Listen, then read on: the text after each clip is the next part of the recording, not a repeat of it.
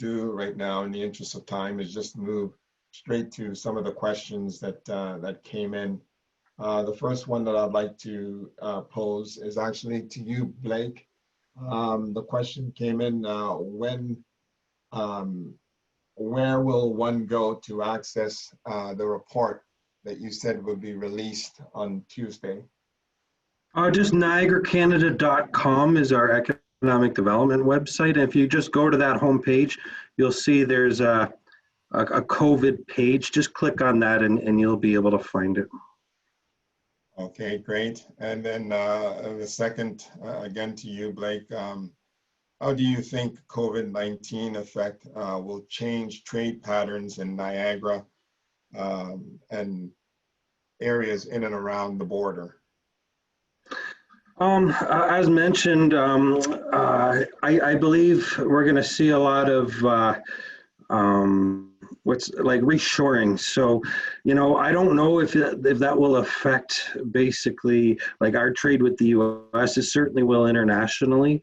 You know, during COVID-19, the borders were still open to commercial traffic. So, however, a lot of the companies that would have used, you know, been using commercial traffic weren't doing a whole lot of business. So I believe that it's actually going to affect the economy in a great way for the you know first year or so, and I think trade will be not as strong as it was. So we may not see as much border traffic around trade, but ultimately, like unlike the Great Recession of 2008, where the underpinnings of the economy kind of eroded, I believe this could bounce back a lot quicker. Okay, thank you for that. Next question to Mark. The question came in, to what extent do you think these results that you presented could be generalized to other regions? Yeah, I mean, Niagara is unique, but at the same time, I think a lot of these aspects do generalize. I mean, one clear difference is the Niagara study is, you know, pre-virus, and now we're dealing with a completely different environment. So all I can say is it would certainly be interesting to revisit Niagara at some point to see the before and after. And you know, researchers are always interested in getting new data for other places and other regions. So, but yeah, an interesting question.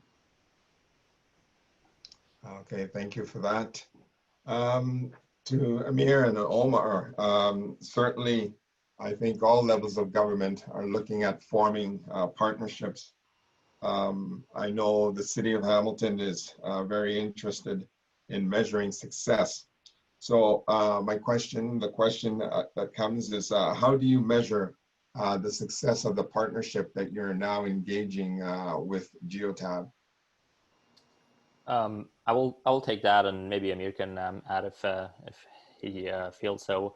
So we are measuring that success in two different stages. First, the success of our collaboration on how much insight based on the data which Geotab has in their repository can help us in terms of building and developing some of those policies and make our decisions and specifically better decisions.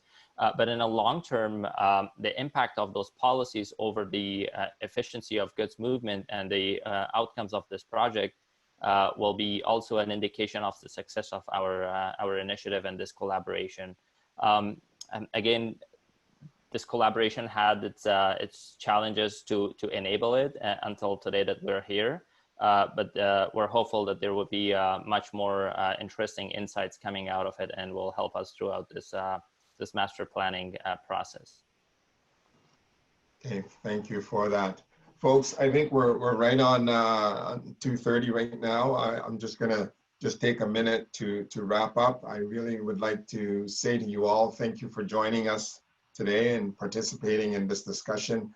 As Saida mentioned, we'll be having 4 more sessions going forward, so we hope that you can join us for those as well. If it is that you have colleagues who you feel would be interested in participating in these discussions, please send an email to Dean Maynard, and that is maynard@mcmaster.ca. And we would gladly put that person on the list. I said earlier as well that we probably wouldn't get to all the questions, but we will follow up with you on that. And the one last point, the recording that's been done today, it will be provided on the website. So if it is that you missed one of the sessions going forward, there's still a lot of value in participating in the roundtable forum in September, as you can go back and take a look at the recordings that will be presented. In closing, thanks a lot, Mark. Thanks a lot, Dean, and everybody else who participated in making today happen. We look forward to working with you all. Again, for the participants, we're happy to have this time with you. To all the fathers in the group, we wish you a great Father's Day on the weekend. Bye, and talk to you all later. Thank you.